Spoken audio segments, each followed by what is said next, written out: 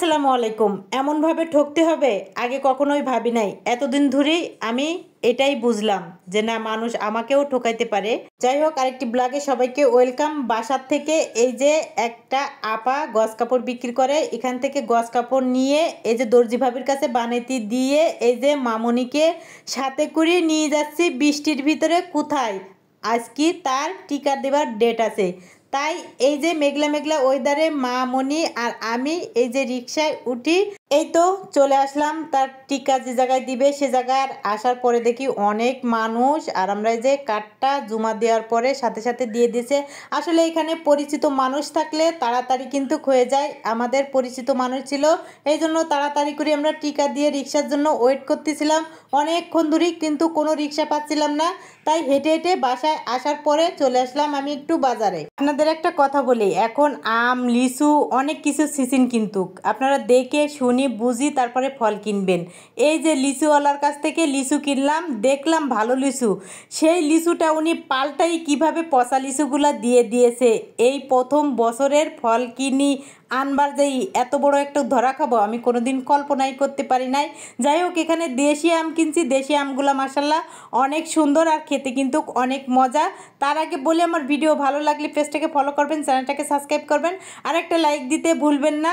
আর এই যে এখানে অনেক সুন্দর চিচিঙ্গা কিনে আনছি, তারপরে এই যে মিষ্টি কুমড়া, আর এই মিষ্টি কুমড়াটা অনেক মিষ্টি ছিল খেতে। আর এই তো লিচু কিনে আনছি। বছরের প্রথমের ফল কিনে আনার পরে এরকম পচা বেরোলে আসলে কিন্তু মনটা খারাপ হয়ে যায়। যাই হোক, যে যা করবে তার বিচার আল্লাহ করবে, আমি করার কিছু না। আর আমার এরকম খারাপ লাগছে তাই আপনাদের সাথে শেয়ার করছি। যাই হোক, এখানে আপেল আর কমলা কিনে আনছি, আর সেগুলো আমি ঝুড়ির ভিতরে ঢেলে নিলাম। আর এই খেজুরগুলা আমার মামনিটা অনেক পছন্দ করে, তাই এখানে হাফ কেজি খেজুর কিনে আনছি। আর লিচুগুলা জাস্ট একবার দেখেন কি সুন্দর পচা লিচুগুলা দিয়ে দিয়েছে, এর বিচার আল্লাহই করবে, আমি আর কিছু কব না। যাই হোক, তারপরে এই যে রান্না করেছিলাম মিষ্টি কুমড়া দিয়ে চিংড়ি মাছ, আর চিচিঙ্গা দিয়ে ডিম দিয়ে ভাজি করছিলাম। আর এই তো আজকে দুপুরের খাবার ছিল আমাদের এগুলা। এখানে মা মেয়ে দুইজনে খাচ্ছিলাম, আর ভিডিও করার এনার্জি ছিল না। আমার ছেলে মেয়ের অনেক পছন্দের ফল হলো লিচু, আর হাতে গুনি 30টার মতন খেতে পারছিল, আর খেতে পারি নাই, সব ফালাই দেওয়া লাগছিল। আর হঠাৎ করে রাতে, গভীর রাতে এই যে সবাই চিল্লাচিল্লি করতেছিল, কেন আমি বুঝতে পারতেছিলাম না। মনে হচ্ছিল যে অদ্ভুত ঘটনা ঘটতেছে আমার সাথে। তাই ভাবলাম উঠি দেখি সবাই ঠিকঠাক আছে নাকি। আর অন্যদিন ডাকে আর আজকের ডাকার সাথে অনেক তফাৎ ছিল, তাই চলে আসলাম এই যে বেবিগুলো দেখার জন্য। আর এসে এক এক করে আমি চেক করে দেখতেছিলাম যে না, সবাই ঠিকঠাকভাবে আছে।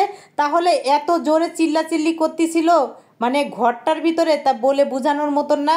তারপরে লায়লাকে তার বাচ্চার কাছে দিয়ে আমি শুতে যাচ্ছিলাম, এমন সময় জোরে জোরে দরজার কাছে যেয়ে সিম্বা চিল্লাচিল্লি করতেছিল। তাই আমি মেন দরজাটা খুলে দেওয়ার পরে সে কী যেন খোঁজাখুঁজি করতেছিল। আর বাইরে কিন্তু বৃষ্টিও হচ্ছিল হালকা পাতলা। ও এমন কেন করতেছিল বুঝতে পারতেছিলাম না। যারা বিড়াল পালেন তারা প্লিজ একটু কমেন্টে জানাবেন তো, আপনাদের বিড়ালরা কি এরকমই করে অদ্ভুত ঘটনা। যাই হোক, আজকের মতন বিদায়, আল্লাহ হাফেজ।